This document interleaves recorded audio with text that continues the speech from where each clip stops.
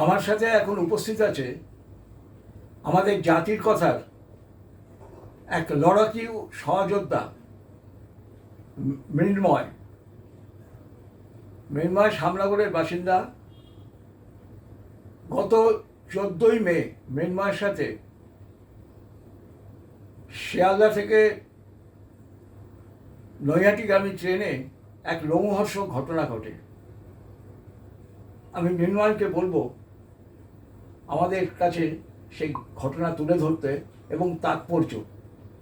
এই ঘটনা প্রমাণ করছে যে বাংলা, যেটা আমরা সবসময় বলি, এই পশ্চিমবঙ্গ আজকে সুবে বাংলা হওয়ার দিকে খুব দ্রুত এগিয়ে গেছে, সেটা তারই প্রমাণ।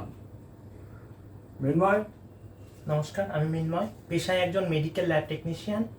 গত 14ই মে আমি ফিরছিলাম আমার একটা মেডিকেল ক্যাম্প ছিল সেখান থেকে, এবং বিধাননগর থেকে 10:15 এরকম টাইমে আমি ট্রেন ধরি এবং যথারীতি আমি ফিরছিলাম। আমি গেটেই থাকি সব সময়, এটা আমার অভ্যাস বলতে পারেন। এবং আমাদের ট্রেন এগিয়ে যাচ্ছিল, যখন সোদপুর থেকে খড়দার দিকে যাচ্ছিল।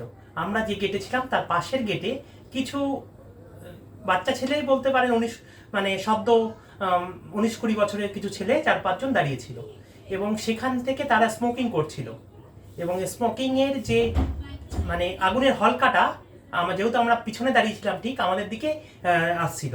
এর প্রতিবাদ করি আমি এবং ইছাপুরের এক দাদা ছিল, সেও বলেছে যথারীতি আমাদের সঙ্গে বাগবিতণ্ডা হয় এবং যথারীতি ট্রেনটা সোদপুর ছেড়ে খড়দার দিকে চলে যায় এবং খড়দা থেকে টিটাগড় সেই মুহূর্তে ছেলেগুলো টিটাগড়ে নামে এবং তারা কিছুক্ষণ আমাদের দিকে, যতক্ষণ ট্রেন থেমেছিল, মুখ চাওয়াচাই করে তাকিয়েছিল। এবং যথারীতি যখনই ট্রেনটা আবার চলতে শুরু করলো, তারা আমাদের দিকে চেয়ে গালাগালি করলো আমাদের সামনের এই কম্পার্টমেন্টে এসে এবং পাথর ছুটতে লাগলো অনবরত, 4-5 জন মিলে। এবং আমরা প্রচণ্ড ভয় পেয়ে গেছিলাম এবং ভয় পেয়ে কিছুটা সরে এসেছিলাম, নইলে যখন তখন একটা বড়সড় দুর্ঘটনা ঘটে যেতে পারতো। অল্পের জন্য হয়তো ভগবানের দয়ায় আমরা সেদিন রক্ষা পেয়েছি। এরকম ঘটনার সাক্ষী অভিজ্ঞতা আমার পূর্বে ছিল না, সেই জন্য আমি যথেষ্ট ভয় এবং ভীতি পেয়েছিলাম।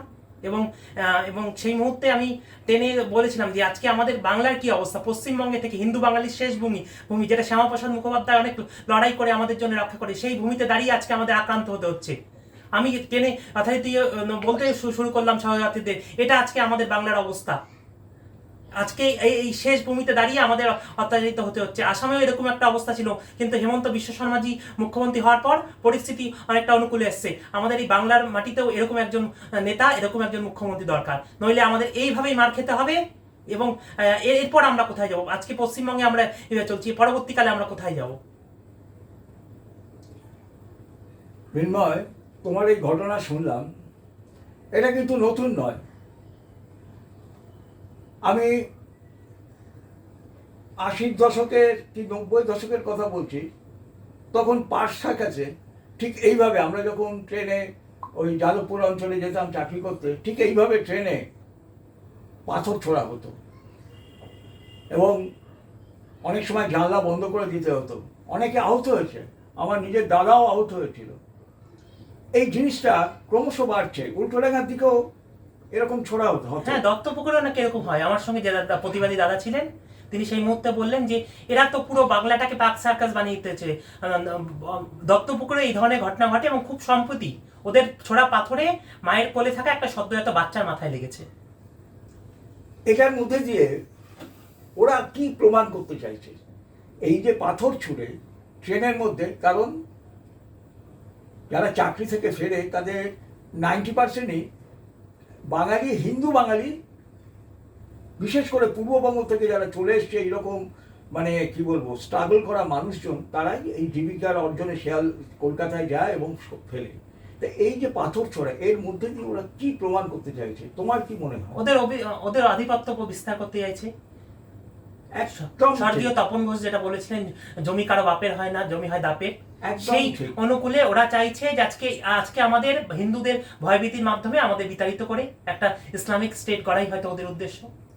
হ্যাঁ, এটা কথা হচ্ছে যে কোনো বড় অ্যাকশন করার আগে যে সব সময় যে অপর পক্ষকে একটা ভয়ের বাতাবরণ সৃষ্টি করতে হবে, যেটা আমাদের এই বাংলায় স্বাধীনতার আগে হয়েছিল। একটা ভয়ের বাতাবরণ সৃষ্টি করেছিল, যাতে লড়াইয়ের আগেই তারা পিছিয়ে চলে আসে। তো এইগুলো হচ্ছে সেই ধরনের ঘটনা। আজকে রাম মন্দির, রামনবমীর মিছিল বেরোলেই আক্রমণ করছে। মানে তোমরা করবে না, ভয় সৃষ্টি করো, আগে ত্রাস। মানুষ যদি আগেই ভয় পেয়ে যায়, আজকে মোষ একটা সিংহকে ফুৎকারে উড়িয়ে দিতে পারে, কিন্তু মোষটা কি করে? 99% কেসে দেখা যাচ্ছে মোষটা কি করছে? দৌড়াচ্ছে, আর সিংহটা তাকে পেছন থেকে অ্যাটাক করে মেরে ফেলছে। কিন্তু যখনই মোষটা ঘুরে দাঁড়িয়ে তার শিং দিয়ে এগোয়, তখন কিন্তু সিংহটা পালাতে থাকে।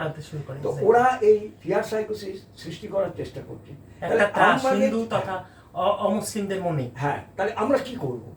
তোমার কি মনে? অবশ্যই আমাদের প্রতিরোধ গড়ে তুলতে হবে, নইলে আমরা যাব কোথায়? আজকে সব জায়গা থেকে আমরা পিছোতে আমরা শেষ ভূমিতে এসে পৌঁছেছি। এই ভারতবর্ষ ছাড়া আমাদের যাওয়ার জায়গা কোথায়? আমাদের যদি বেঁচে থাকতে হয় নিজের অস্তিত্ব নিয়ে, ধর্ম নিয়ে, নিজের সংস্কৃতির সঙ্গে, তাহলে এর বিরুদ্ধে আমাদের প্রতিরোধ গড়ে তুলতেই হবে। ব্যাপারটা হচ্ছে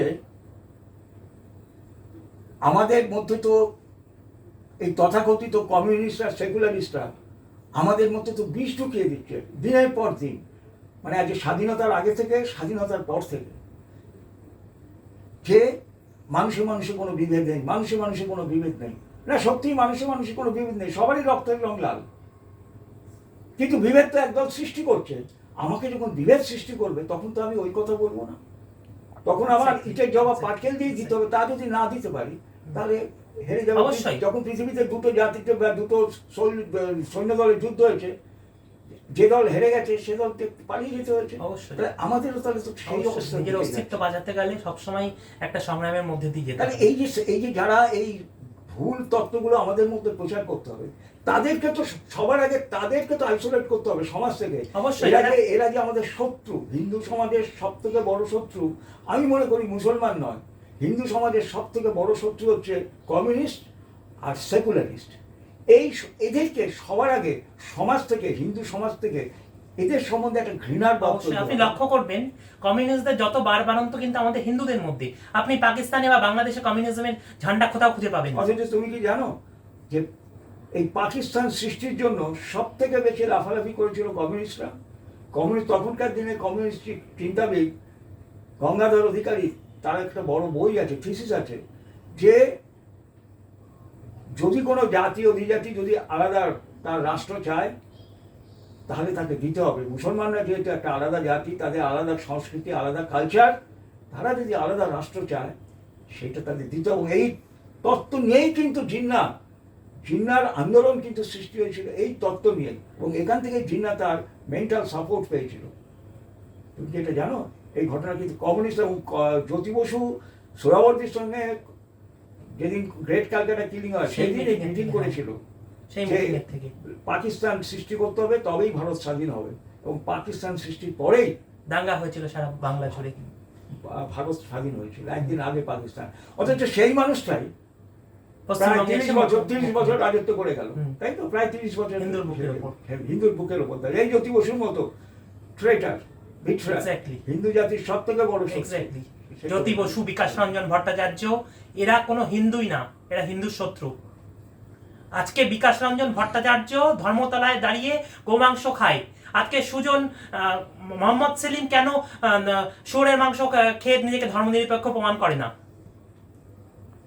তার কারণ হচ্ছে এই যে কোনো মুসলমান কিন্তু কমিউনিস্ট হতে পারে না। একটা জিনিস জেনে রাখো, যে মনে করে কমিউনিস্টদের কাছে তাদের একে কার্ল মার্কস, মুসলমানরা আল্লাহর ওপরে বা মোহাম্মদের ওপরে কাউকে স্থান দেয় না। কাজেই কোনো মুসলমান ক্যামুফ্লেজ করে কমিউনিস্ট সেজে থাকতে পারে তার স্বার্থের জন্য, কিন্তু যে মুসলমান একমাত্র আল্লাহকে অস্বীকার করবে, সেই কিন্তু একমাত্র কমিউনিস্ট হতে পারবে। তাই কোনো মুসলমান জানবে এই মোহাম্মদ সেলিম বলো আর যেই বলে, এরা কিন্তু কেউ কমিউনিস্ট নয়, এটা এরা মুখোশ সেজে। হিন্দু বিরোধী এজেন্ডা চালানোর জন্য হয়তো তারা সেজে থাকে। কাজেই তুমি চালিয়ে যাও, আমরা চালিয়ে যাই আমাদের এজেন্ডা। হিন্দুকে ইউনাইটেড করে এই মানুষগুলোকে সবার আগে সমাজ থেকে একদম বিচ্ছিন্ন করে দিয়ে, এদের মানুষকে, এদের দেখলে মানুষ ঘৃণা করে আমরা যারা এটাকে সুরে বাংলা বানাচ্ছে, চেষ্টা করছে, তাদের সঙ্গে লড়াই আমরা দাঁতে দাঁত দিয়ে করবো। শ্যামাপ্রসাদের সৃষ্টি করা যে এই পশ্চিমবঙ্গ তাকে আমরা রক্ষা করবো। এসো এই শপথ আজকে আমরা নিই। একদম। জয় মা কালী, জয় মা কালী, জয় জয় বঙ্গ, জয় বঙ্গ, শশাঙ্ক। জয় শশাঙ্ক।